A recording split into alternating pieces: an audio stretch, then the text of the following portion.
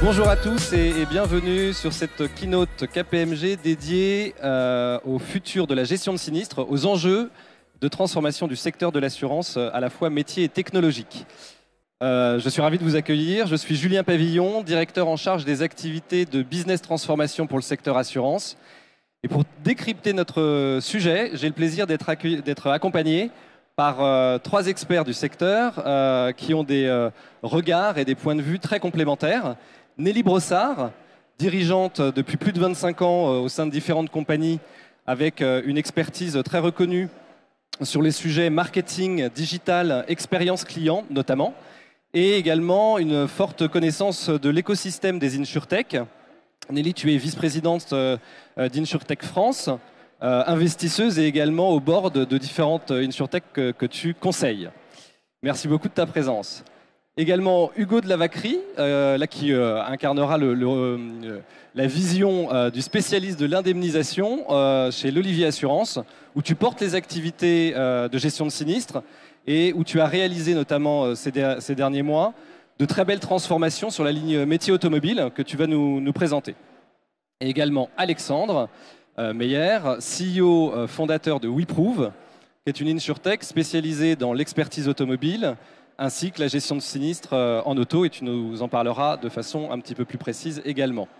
Avant de rentrer dans le vif du sujet, peut-être pour repositionner notre thématique, le secteur de l'assurance est une industrie qui globalement est stable historiquement depuis de nombreuses années. Le constat, c'est que depuis quelques années, les différents déterminants de cette industrie sont en pleine mutation.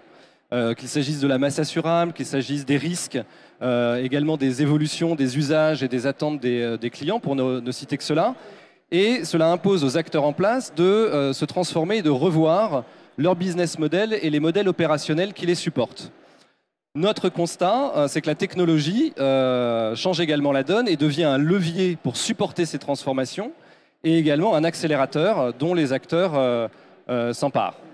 Le constat aujourd'hui, c'est qu'après les activités plus de front office, les opérations, notamment dans les 24 derniers mois, on a vu une très forte accélération du prisme opération et gestion de sinistres, deviennent un véritable foyer d'investissement et de rationalisation stratégique pour les assureurs, avec un double objectif, à la fois un objectif de monter en gamme dans l'expérience client, dans une logique de fidélisation et de montée en valeur de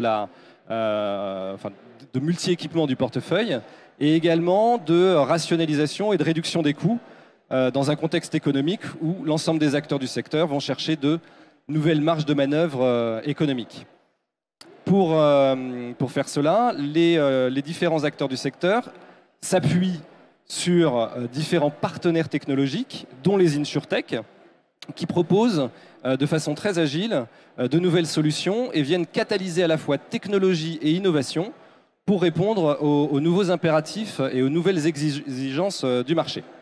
Alors pour rentrer dans le vif du sujet, si on prend la thématique vue du client et par ce qu'attend le marché, on sait que les nouvelles exigences, les nouveaux usages et les attentes des clients vis-à-vis de leurs fournisseurs, dont les assureurs, n'est pas un phénomène nouveau, Nelly. L'expérience client est d'ailleurs maintenant clairement intégrée dans les priorités stratégiques des assureurs. On sort néanmoins, et on y est encore un peu, dans une crise qui, même si on a tombé les masques, dans une crise qui date depuis plus de 15 mois, avec des nouvelles situations de vie, des nouvelles attentes également. Qu'est-ce qu'on peut en tirer rétrospectivement? Et finalement, la question qu'on pourrait se poser, c'est pour le secteur et même hors secteur, quels sont les nouveaux marqueurs ou les nouveaux déterminants de cette expérience client auxquels le secteur va devoir s'adapter? Merci Julien. Bonjour à toutes et à tous. Alors par rapport à ce que tu disais, en fait, si on prend un peu de recul sur le client, en dehors du secteur de l'assurance, en fait, ce qu'on a vu, c'est que, je crois que ça a été dit tout à l'heure par la FEVAD, par Marc-Olivier, on a eu plus 55% d'interactions digitales pendant la crise du Covid. Donc, ce qui veut dire, alors, selon les interprétations, Moi, j'avais en tête que ça fait 3 ans on va dire, d'avancée. Donc les clients ont vraiment des attentes qui ont vraiment progressé là-dessus. Et les entreprises se sont mis aussi à répondre évidemment à ces attentes. Donc quand on regarde le secteur de l'assurance, par définition, l'assurance est un service. Et ce secteur, les clients, ils attendent la même chose de leur assureur, de leur courtier, que ce qu'ils vont avoir dans toutes les interactions de la vie avec les GAFA, avec tous les services au quotidien. Et effectivement, l'assurance est quand même toujours, même si on va le voir, il y a des acteurs qui permettent de plus être en retard du tout, même d'être en avance presque. Mais l'assurance est quand même toujours assez traditionnelle, on doit quand même toujours faire pas mal de choses papier. Et quand on parle de sinistres, c'est encore pire que sur d'autres éléments de la chaîne de valeur. Donc, il n'y a pas au-delà de l'accélération avec la crise, il n'y a pas, à mon sens, des nouvelles attentes. Il y a des attentes, on le sait tous, je vais redire des choses que tout le monde connaît, d'immédiateté, de rapidité. Alors la rapidité, c'est hyper important, on va le voir après avec les exemples, parce que le premier sujet sur l'indemnisation, quand j'ai un sinistre, c'est que ce soit traité de façon rapide. Donc rapidité, immédiateté, simplicité, évidemment, instantanéité, et puis toujours l'histoire de s'adapter. C'est-à-dire que, et c'est un point sur lequel je vais revenir après, l'idée c'est vraiment de s'adapter au client. C'est-à-dire qu'en fonction du type de sinistre, en fonction de sa compréhension, en fonction de l'état de stress dans lequel il est, parce qu'il y a des sinistres qui sont très stressants, d'autres qui ne le sont pas du tout, il va vouloir choisir, en fait, par exemple, son mode d'interaction. Parfois, il va avoir envie de parler à quelqu'un, à un moment, le même, et à un autre moment, il n'aura pas envie de parler à quelqu'un, il voudra tout faire sur son smartphone. Donc en fait, il y a cette vraie notion aussi, la notion importante, c'est la rapidité et c'est l'adaptabilité. C'est-à-dire que c'est pas je pose mes process et le client va s'adapter à mes process d'assurance, c'est je m'adapte aux souhaits du client. Donc tout ce que je vous dis là, c'est pas nouveau, mais ça s'est renforcé avec la crise du Covid.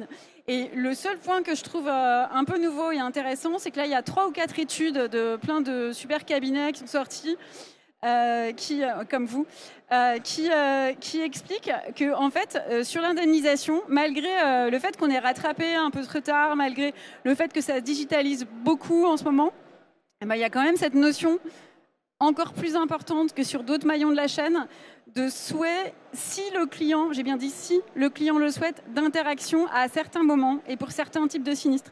Donc d'interaction humaine. C'est pas forcément que du digital ce qu'il attend. Et ça, c'est pas tout à fait vrai sur d'autres maillons. Par exemple, sur la souscription pour des produits de masse. Aujourd'hui, il n'y a pas trop de demandes d'interaction humaine.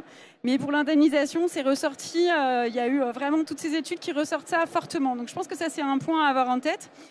Et après, je m'arrête. Mais c'est juste pour dire que par rapport à ces attentes du client, et du coup, il y a un vrai choc de simplification, mais encore monstrueux à faire parce qu'on n'en est pas du tout là. Et donc, il y a vraiment à s'adapter à ça et à passer à un rôle de service. Quand je parle d'adaptabilité, ça veut dire que l'assureur ou le courtier, il doit s'adapter à ce que veut le client. Et en fait, c'est pas, encore une fois, je colle mon process. Donc, c'est là où les outils qu'on va voir après nous permettent, selon ce que veut le client, de vraiment s'adapter. Je pense que ça, c'est important. Très clair, merci beaucoup Nelly. Et du coup, pour faire là, c'est une super transition. Si on se projette dans l'univers de l'assureur, chez l'Olivier Assurance, vous avez ces derniers mois conduit un certain nombre de transformations importantes sur vos chaînes de gestion de sinistres et beaucoup de digital, avec WeProve notamment. Concrètement, comment ça marche? Que voit le client? Qu'est-ce qui se passe pour le client? Quels sont les bénéfices pour le client? Et également peut-être une question autour du taux d'adoption de ces clients que Nelly décrit. Est-ce que tous les clients sont appétents pour ce type de sujet ou non? Ouais. Bonjour à tous. Alors, c'est des très bonnes questions et toutes les remarques qui ont été faites jusqu'à présent sont vraiment très pertinentes. Juste un point que je veux clarifier pour ceux qui connaissent peut-être pas l'Olivier Assurance. Nous, on est un assureur direct. Donc, par définition, on est un assureur très digital. On est passé de moins de 50 000 clients en 2015 à plus de 300 000 aujourd'hui. Donc, pour nous, La digitalisation, c'est quelque chose qui s'est un petit peu imposé pour soutenir la croissance. Et comme le disait Nelly, ça s'est imposé dans le sens où on en avait besoin, mais on veut le faire de manière intelligente. De manière intelligente, ça veut dire qu'on veut que cette digitalisation, elle nous aide à améliorer la satisfaction de nos clients. Donc tout ça, le point de départ de tout ça, c'est une question très générationnelle en fait. C'est que les générations d'aujourd'hui, donc les personnes entre 20 et 40, 45 ans, elles sont nées avec le digital ou elles ont été accompagnées dans leur développement par le digital. Et aujourd'hui, parfois, et notamment en gestion de sinistres, elles préfèrent un parcours digitalisé. Je n'ai pas toujours envie de discuter avec un conseiller, d'expliquer les choses quand c'est des choses très simples qui vont qui sont assez directs pour moi. Notamment à l'Olivier, sur la gestion d'un bris de glace. Quand vous avez un sinistre bris de glace, aujourd'hui, vous pouvez le traiter de manière 100% automatique. Il n'y a pas besoin à aucun moment de contacter notre call center et de contacter nos gestionnaires pour gérer un bris de glace. En fait, c'est assez simple. Vous avez simplement à aller sur votre espace personnel. Vous allez tout de suite voir si vous êtes couvert par les garanties ou si vous ne l'êtes pas. Et si vous l'êtes, vous allez être guidé dans votre parcours client et vous allez voir tout de suite qui sont nos partenaires. Vous allez pouvoir prendre rendez-vous en ligne. C'est beaucoup plus simple de prendre rendez-vous en ligne que d'appeler un gestionnaire qui va devoir appeler lui-même une autre personne et faire un call tripartite pour trouver quelque chose qui va fonctionner entre les trois. Là, non, vous prenez juste votre rendez-vous, vous allez réparer votre bris de glace et ensuite, en tant que client, vous n'avez rien à faire en fait. Tout le partenariat, il est géré et votre assureur en fait s'occupe de tout. Donc ça c'est l'exemple entre guillemets le plus simple parce que le bris de glace c'est vraiment le sinistre le plus basique et le plus simple à traiter. Dès que ça engage plusieurs véhicules, c'est tout de suite un petit peu plus complexe. Et donc là-dessus, évidemment, on travaille aussi, hein, parce que c'est aussi des attentes clients. Et comme le disait Nelly, ce qu'il ne faut pas faire, c'est forcer le client à suivre un process. Ce qu'il faut lui offrir, c'est un choix. Et on a travaillé par exemple avec WeProof pour un partenariat et la mise en place de ce qu'on appelle le gré à gré. Le gré à gré, alors évidemment, ça utilise plein d'outils digitaux. Mais en fait, c'est ça qu'il faut retenir, c'est que le digital, c'est vraiment un outil en soi, c'est pas du tout une fin. Et donc, ce qu'on offre aux clients, c'est un choix supplémentaire. Hier, si vous aviez un sinistre, vous alliez réparer votre véhicule. Aujourd'hui, si vous avez un sinistre, vous avez le choix entre réparer votre véhicule, mais peut-être qu'en fait, vous attachez aucune importance à votre véhicule, qu'il a plus de 15 ans, qu'il est déjà cabossé de tous les côtés. Donc, avoir une bosse en plus, ça ne vous gêne pas spécialement. Et cette bosse, on va l'évaluer avec WeProof, et en fait, on va se dire, cette bosse, c'est un préjudice que la personne subit de 500 €. Et en fait, ce préjudice de 500 €, nous, ce qu'on vous propose, c'est de vous le rembourser en cash, et grâce à ça, vous allez pouvoir partir en vacances. Donc, là, c'est plutôt une expérience assez agréable d'un point de vue client de se dire en fait, je pars en vacances grâce à mon assureur. Nous, c'est ça qu'on essaie d'offrir. Donc, c'est vraiment de mettre le digital au service du client et d'avoir des approches toujours plus innovantes pour offrir même parfois quelque chose auquel le client ne s'attend pas. En tout cas, dans tous les cas, c'est quelque chose qui va amener de la satisfaction, que le client l'accepte ou pas. Dans tous les cas, ça amène de la satisfaction et ça, c'est très positif parce qu'on permet aux clients d'avoir un petit peu plus de contrôle dans un moment qui souvent est effectivement stressant. Et sur la partie taux d'adoption, c'est toujours la partie la plus délicate et difficile parce que selon la typologie de sinistre, l'adoption va être très différente. L'objectif sur du bris de glace, je vais être très clair, c'est 100%. Forcément. Après, sur d'autres typologies de sinistres, c'est toujours beaucoup plus complexe. Mais si on arrive à optimiser, automatiser 20-25% de l'ensemble des sinistres, ça sera déjà quelque chose de considérable.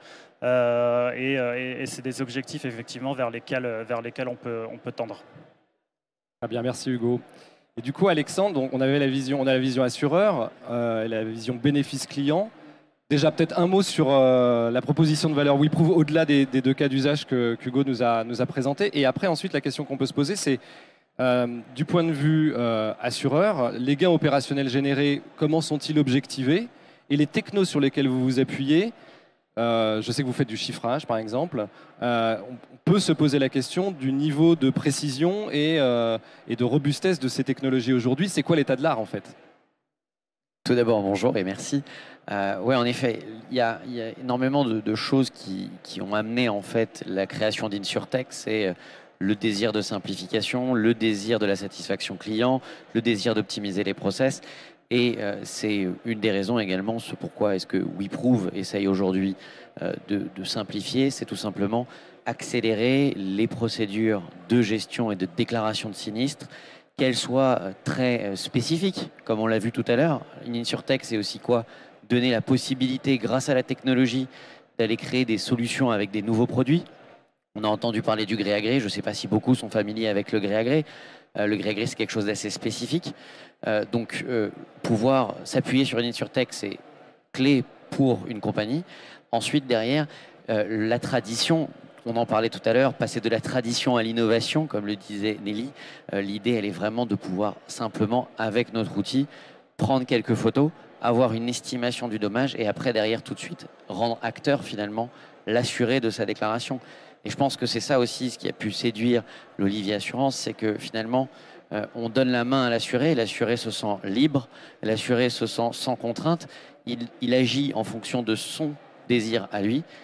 Alors certes, il a un choix A, un choix B ou un choix C, il est certes balisé dans un environnement spécifique, mais en tout cas, il a un libre choix de pouvoir, choisir et sélectionner quelque chose qui lui va, et deux, ensuite, surtout, lui simplifier sa vie à lui, parce que tous ces outils d'Insurtech, c'est surtout pour simplifier la vie du client que ceux-ci sont mis en place. Donc, c'est en ça qu'aussi WeProve, aujourd'hui, on a à travers nos différentes technologies, que ce soit sur nos 3 piliers principaux. Nous, chez WeProve, on aime dire que justement, on travaille selon 3 choses. Tout d'abord, c'est l'inspection, c'est comment est-ce que je vais digitaliser l'expertise et l'expérience assurée. Deuxièmement, c'est la détection du dommage. Qu'est-ce qui va faire que cette détection de dommage peut simplifier, peut aider à qualifier ce dommage. Et ensuite, le chiffrage qui ensuite va amener à une prise de décision. Finalement, ce que nous sommes aujourd'hui, c'est tout simplement une aide de prise à la décision, un outil qui permet simplement de rendre acteur l'assuré pour faciliter la prise de décision de l'assureur.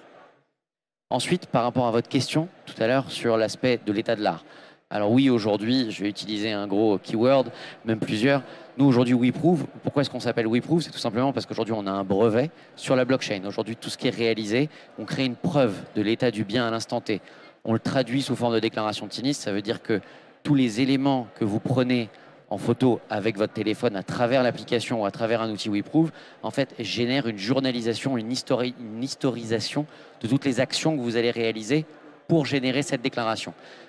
Je ne vais pas faire un cours sur la preuve, mais on remplit toutes les conditions pour générer une preuve. Ensuite, ce qu'on a fait, c'est que cette preuve, en fait, on l'a contextualisée. Or, aujourd'hui, le désirata fait et souhaité par les compagnies, mais également par les autres acteurs de la chaîne, que ce soit un réparateur, que ce soit l'assuré lui-même aussi pour savoir où est-ce qu'il en est, en fait, c'est de pouvoir avoir une préestimation de ce dommage. Et c'est en ça qu'on utilise derrière le deuxième gros keyword, qui est l'intelligence artificielle, qui permet tout simplement, à l'intérieur de nos technologies aujourd'hui, de préestimer le montant d'un dommage pour pouvoir tout simplement faciliter et constamment accélérer le besoin de décision d'une compagnie. Donc voilà un petit peu pour tous les points sur lesquels je pouvais rebondir. Et l'essence même, c'est que on le voit aussi aujourd'hui à travers les nouveaux acteurs qui rentrent dans le monde de l'assurance, que finalement, il existe un souhait de plus forcément faire les choses en mettant des pare-feux spécifiques et matériels. On veut tout simplement en fait simplifier cette expérience et la rendre la plus fluide, digitale possible ou pas, mais en tout cas la plus agréable pour l'assuré. Donc c'est un peu ces points-là. Très bien, merci beaucoup Alexandre. Du coup, on a vu bris de glace, gré à gré, c'est des beaux chantiers. Si on se projette un peu pour le futur, chez l'Olivier Assurance, ou peut-être plus largement au sein du groupe Admiral, quels sont les prochains terrains de jeu, ou en tout cas, soit en termes de ligne métier, soit en termes de typologie de sinistre, les prochains chantiers que vous envisagez? Oui, alors Il y a évidemment beaucoup de choses qui se passent en parallèle sur la digitalisation et notamment sur l'automatisation des sinistres.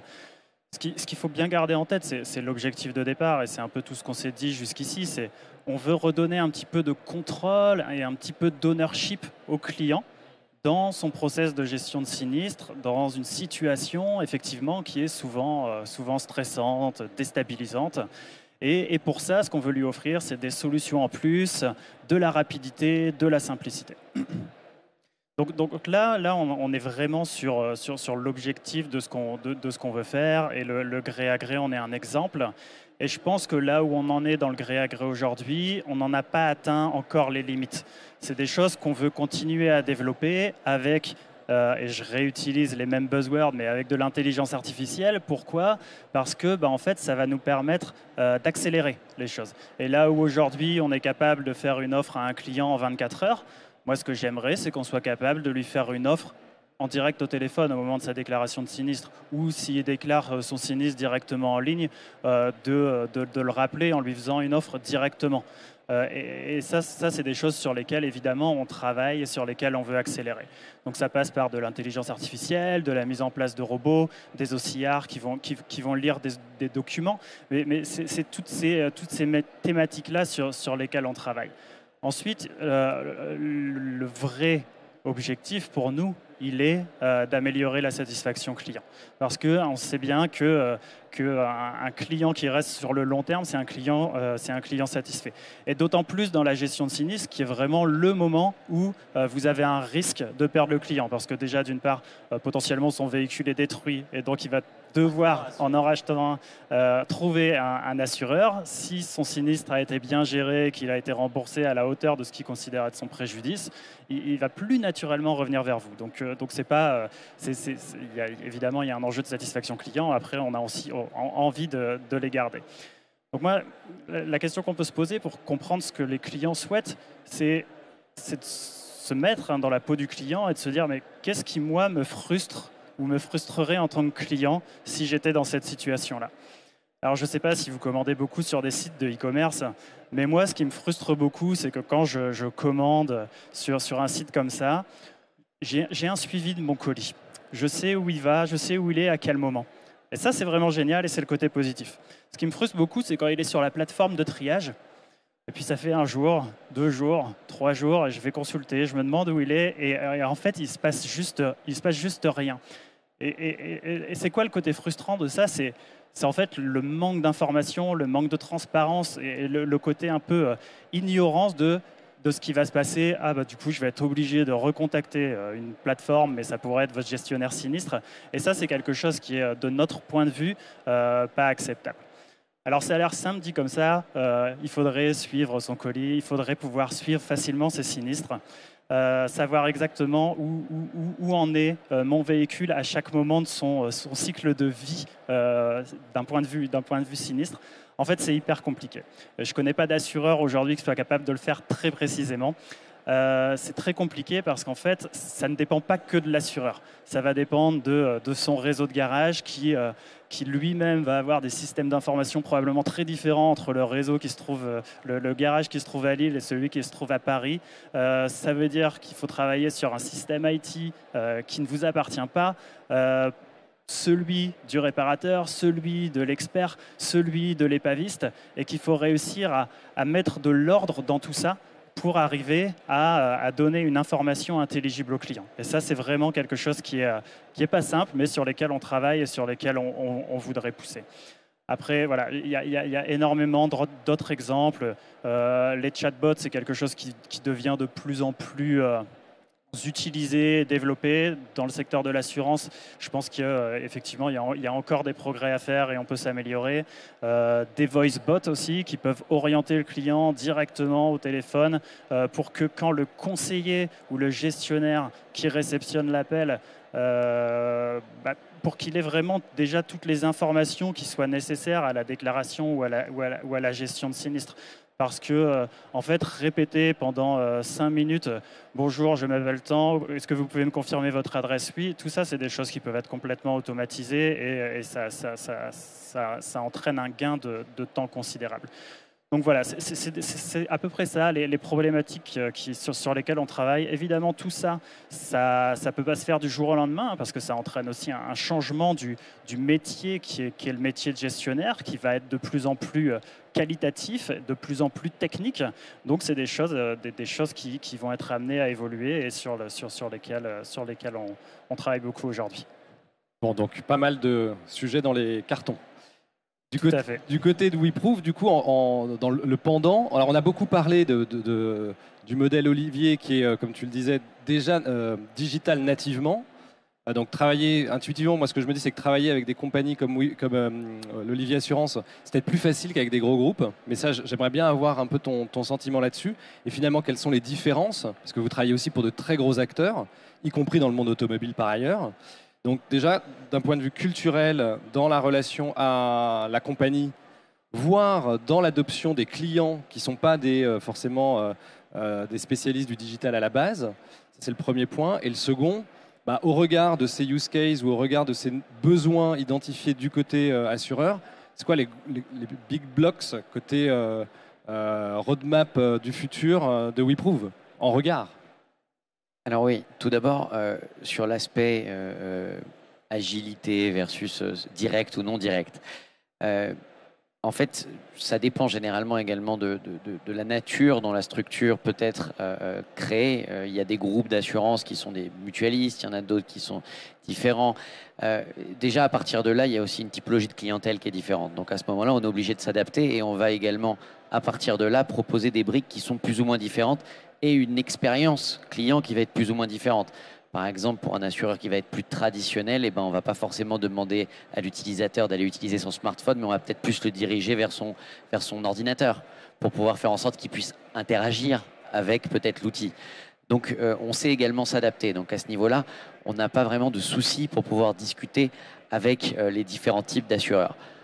En revanche, il est clair que par rapport à un direct, l'avantage qu'il y a, c'est que comme il y a un besoin de pouvoir être plus agressif sur les prix, il y a un besoin d'une efficacité qui est encore plus mise à rude épreuve, sur lequel également notre technologie est encore plus sollicitée parce que 1% de dérive sur une préestimation peut faire dériver 5% des prises de décision des assurés pour ne pas s'orienter vers le gré à gré et donc, in fine, faire payer le sinistre. Donc, ça peut prendre vite des proportions. On l'a dit tout à l'heure, Hugo l'a rappelé, hein, il y a plus de 300 000 clients aujourd'hui chez l'Olivier Assurance. C'est quand même colossal et donc à ce niveau-là, 0,1% de décalage peut engager beaucoup de choses. Donc sur le direct, c'est encore plus sensible. Sur l'assureur plus traditionnel, l'avantage c'est que on peut peut-être se permettre d'itérer un peu plus, de manière un peu plus grossière, mais par contre, la mise en place peut être un peu plus compliquée car en effet, il y a des habitudes. Et ce sur quoi, et ce contre, entre guillemets, une insurtech, une jeune société essaye de se positionner, c'est tout simplement dire, regardez, ça fait X années que nous faisons comme ça, que vous faites comme ça, qu'il existe ces process-là. Certes, ça fonctionne. Certes, vous pouvez très bien calculer votre coût moyen pondéré du sinistre. Certes, mais aujourd'hui, est-ce qu'on peut imaginer gagner peut-être 1% sur les réorientations dans votre hors réseau? Est-ce que vous pouvez imaginer qu'on est capable de pouvoir augmenter votre taux de AD? Est-ce que vous pouvez imaginer que finalement votre gestionnaire de sinistre, il va se concentrer que sur les analyses de police et de couverture et de responsabilité plutôt que sur vraiment dans quel état et combien peut coûter potentiellement le sinistre?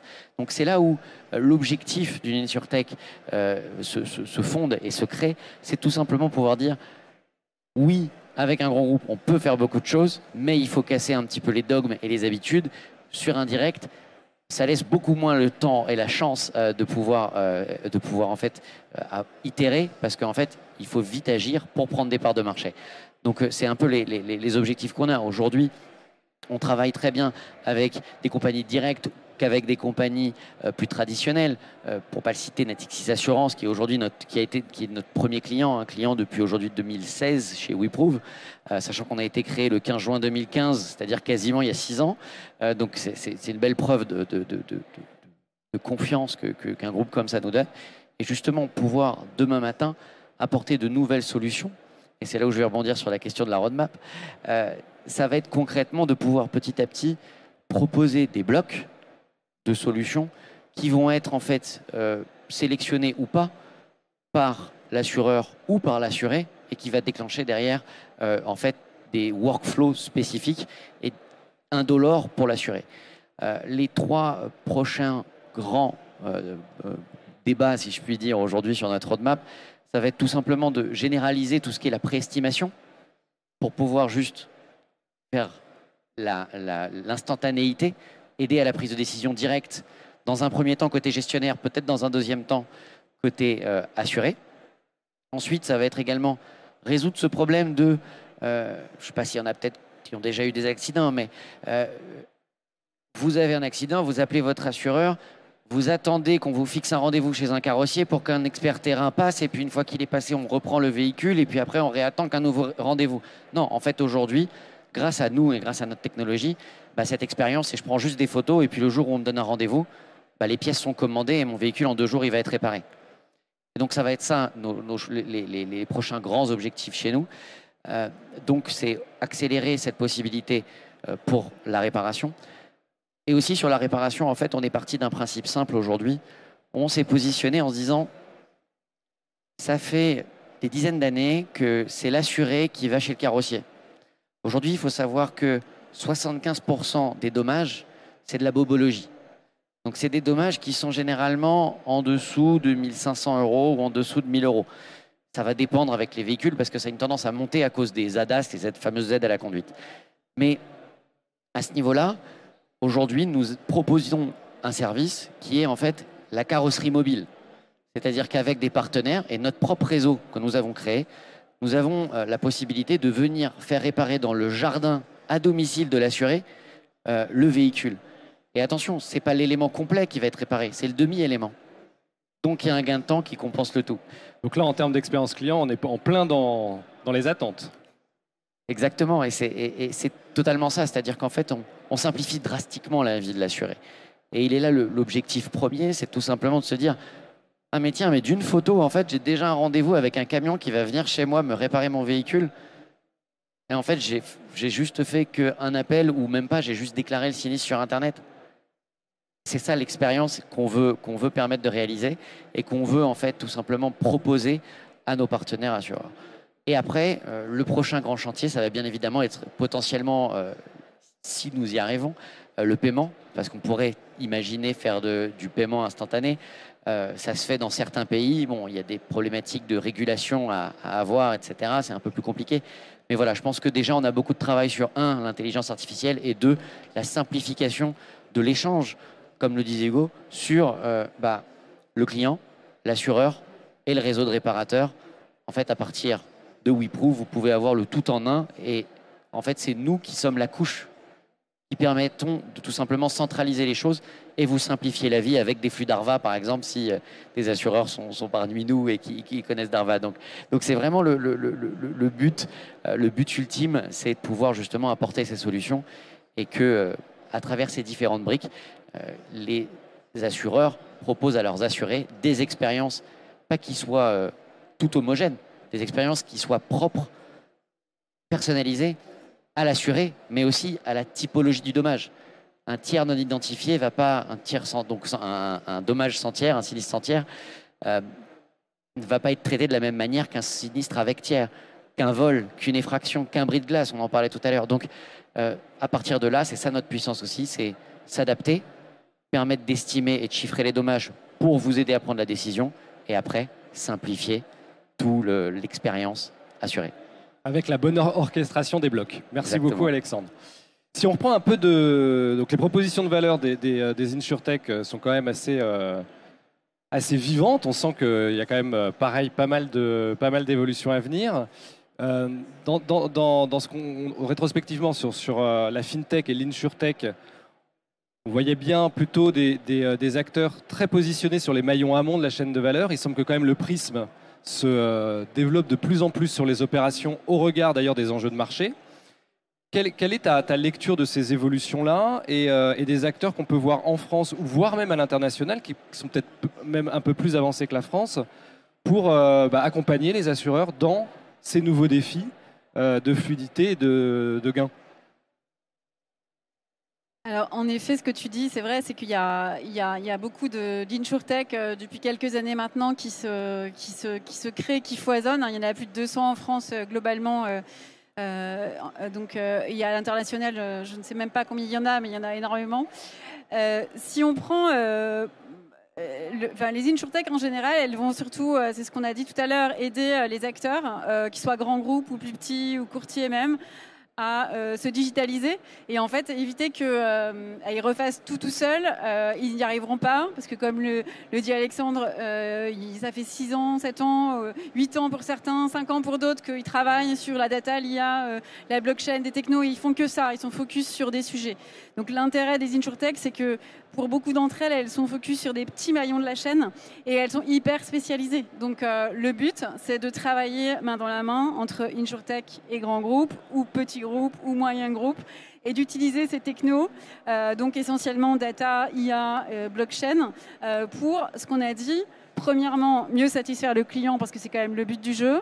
Et deuxièmement, être plus efficace et baisser les coûts parce que ça reste sur des sujets comme l'auto, l'habitation. Les SURP, c'est pas terrible. Globalement, les assureurs gagnent pas trop leur vie là-dessus. Donc, et donc, les assurés sont aussi dedans. Parce que, voilà. Donc, il faut que ce soit rentable, il faut que ce soit plus efficace. Et il faut en même temps apporter de la satisfaction.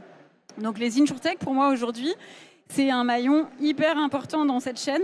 Et ce que tu disais, c'est intéressant parce qu'en France ou à l'international, donc il y en a énormément.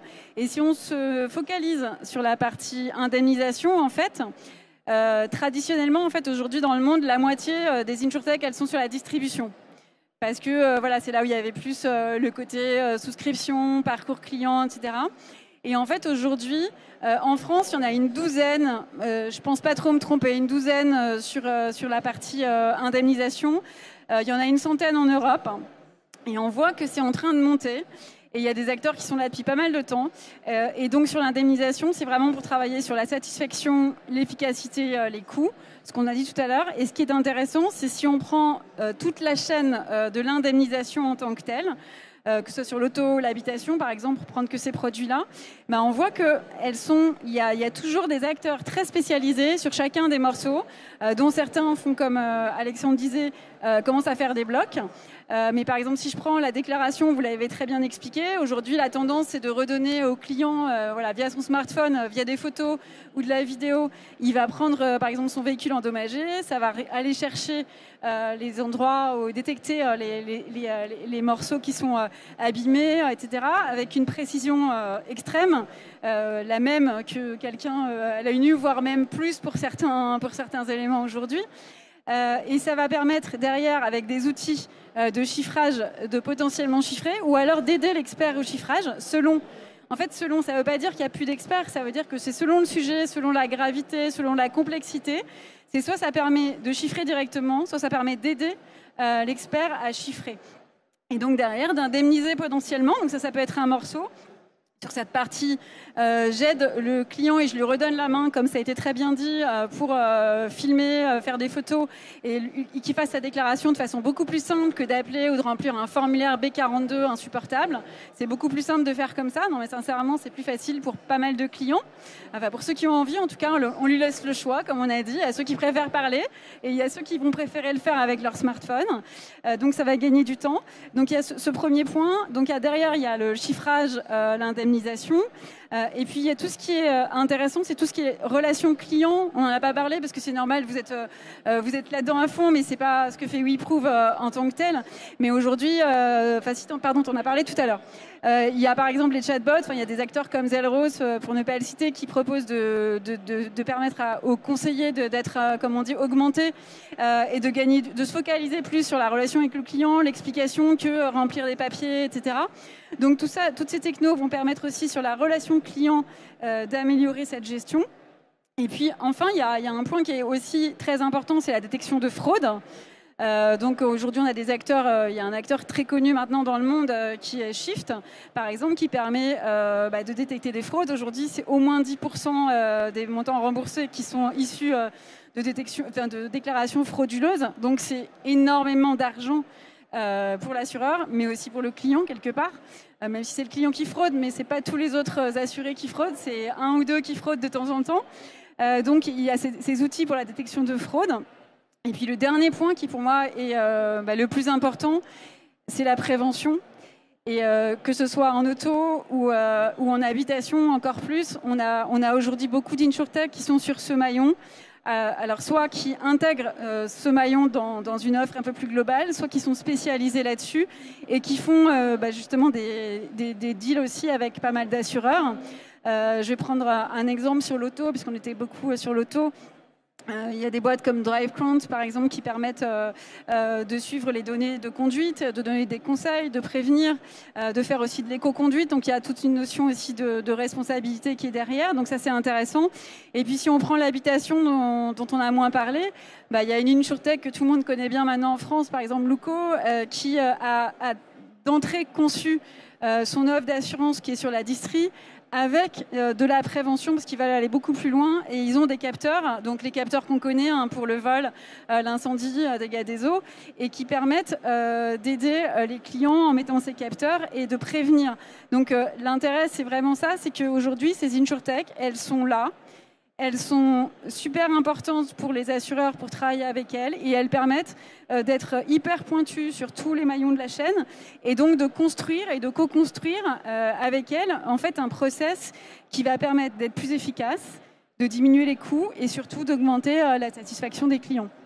Donc moi je pense que c'est vraiment intéressant et par rapport à ce que tu disais, autant en France qu'à l'international, tout à l'heure il y avait une démo d'un concurrent à toi en face, mais en fait si on prend sur les sujets dont tu parlais, on a Monk, on a Tractable, on a WeProve, on a BDO, enfin on en a plein, j'en ai sans doute oublié, mais on a tous ces acteurs qui sont en France, en UK, qui sont en Espagne et qui font des choses qui sont extrêmement intéressantes en termes d'expérience client et extrêmement simples et qui permettent de simplifier ce parcours qui est aujourd'hui quand même encore le parcours un peu du combattant pour les assurés. Et au-delà de l'expérience, des synergies pour l'assureur et du coup au bénéfice du client. En tout cas, merci à tous les trois. Et puis je vous souhaite un très bon salon. Au revoir. Merci beaucoup.